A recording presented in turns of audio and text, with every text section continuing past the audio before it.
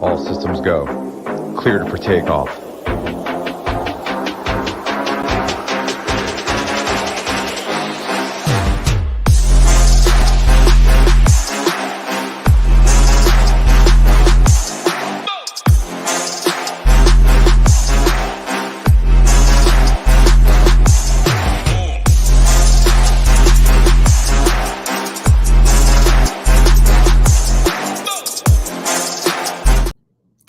What's going on, everyone? Welcome to the SHIPIT Nation PGA First Look. We're here talking the John Deere Classic. Not a great one. The field's pretty weak, but the contests are still big around the industry. So our normal content load will be available at shipitnation.com. If you're not already a member, get over there, check it out. $59 for the month.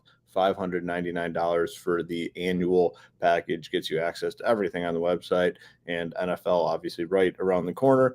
Improving and adding on is my kind of motto here at SHIPIT Nation, where we're looking to improve our product along the way and add on wherever we can, whether it is talent, whether it is content, whether it is sports. That is our goal. So we've been doing here in terms of the PGA Streets Rocket Mortgage last week. I think pretty solid overall. Cool to see Ricky get the job done. Morikawa was there at the end, which made it fun and entertaining. This week the field's even worse than last week, which is hard to imagine, but John Deere Classic never really brings in many big names. Like I said, we'll have our normal content load here throughout the week. All our main slate stuff will get up by Wednesday afternoon. Core report, cash core, Tambo slate plan, my top 30, tiered rankings, everything. Then we'll have content for Showdown round 2 and 3 and 4 as well. The shows will be for round 2 and 3. And let's just go ahead and hop right into it. It is not pretty. It's not pretty at all when you start going through and looking at some of these names, and also looking at the price tags along with those names makes it pretty difficult. Got Denny McCarthy at 10.6, Henley at 10.4, Aberg 10.1, Cam Young 10K flat. Interesting range. Curious to see what people end up doing with Cam Young.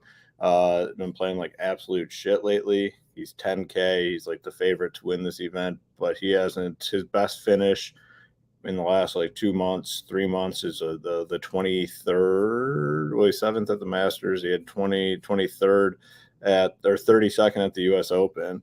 Outside of that, a lot of miscuts, a lot of 50 place finishes, 60 place finishes. So I'll be monitoring that. And then you got Aberg, playing phenomenal golf. Kind of surprised he's all the way up at 10-1, but he's going to be really good on these bad courses. He was, solid this past week at the Rocket Mortgage. Finished 40th, but kind of fell apart a little bit on Sunday. Henley here at 10-4, McCarthy at 10-6. Henley's been playing great. McCarthy's been playing great. So in these field, in this sort of field, these price tags somewhat warranted. Initial lean for me is Henley. I like quite a bit. Probably Aberg.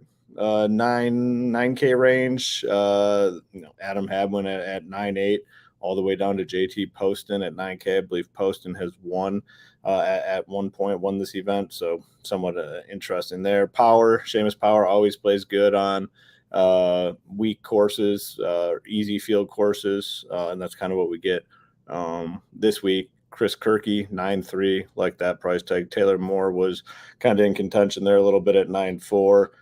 Not sure what I'll do on him. Adam Schenk, I like quite a bit at 9.5.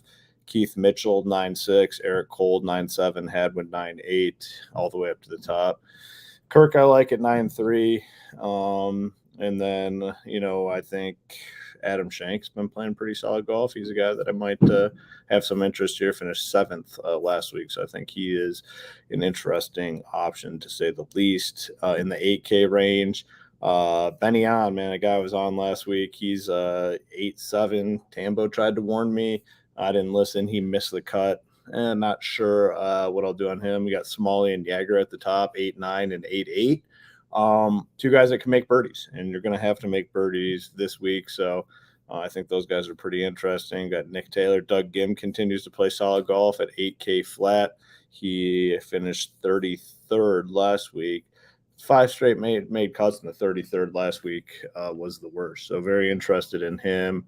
probably those guys at the top, like Smalley and Jaeger. 7K range, pretty big, like it typically is.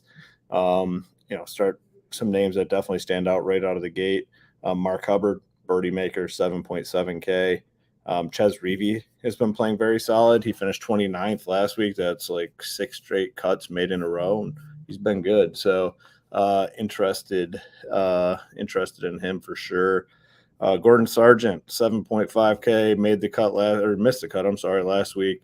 But man, he's gonna, I think, have some success on the PGA Tour. So there's interest there. Bramlett at Birdie Fest, typically like him. Sam Stevens made the cut last week, but did absolutely nothing with it. He finished 74th. So yeah, not so sure on him. S.E. Kim or S.H. Kim, another make cut last week, but again, did not do anything with the make cut.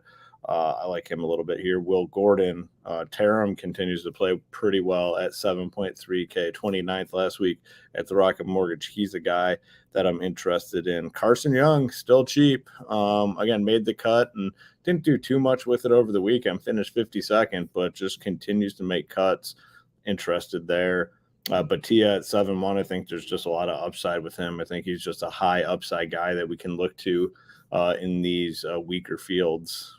Garrick Higo made the cut last week, 7-1. Moderate interest there. I think Lipsky is potentially a play for us. Chad Ramey, Tambo's boy, Norlander down here at 7K flat. Wow, so he made the cut and finished 81st last week. Just making the cut is pretty big for him.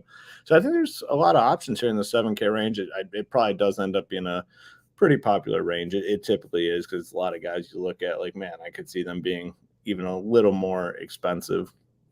I imagine the 6K range is going to be pretty not appealing when we come down here, but I do like the name at the top. Grayson Sigg, 6.9K.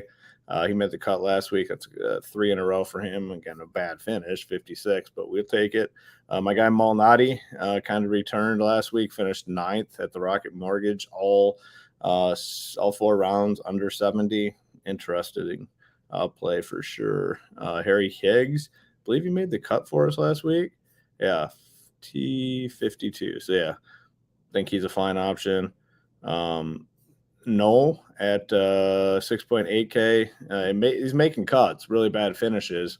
But with this weaker field, maybe he can move up the leaderboard a little bit as the weekend goes on. There's just not too much more down here to talk about. Troy Merritt finally made a cut, finished 17th. Did he find something? Yeah, potentially. Hickok's a name, 6.5K. He's been bad, but maybe a guy that we look at here throughout the week. Very weak field, like I talked about. It's just not an appealing fun slate. A very high variance week, like a lot. I wouldn't be surprised with a lot of different sort of outcomes here. So we'll dig, though. I'll dig deeper. Me and Tambo will be on Wednesday this week. So Wednesday, July 5th at 3 p.m. Eastern with our show. So make sure you check in and more detailed breakdown on Wednesday opposed to Monday when these prices first came out. Please do us that favor, though. Hit the like on this video, hit the subscribe, helps us out a ton. We'll be back again with the rest of our content as the week moves on. Everything will be out there by Wednesday afternoon. So head on over to SHIPITNation.com. Check it all out.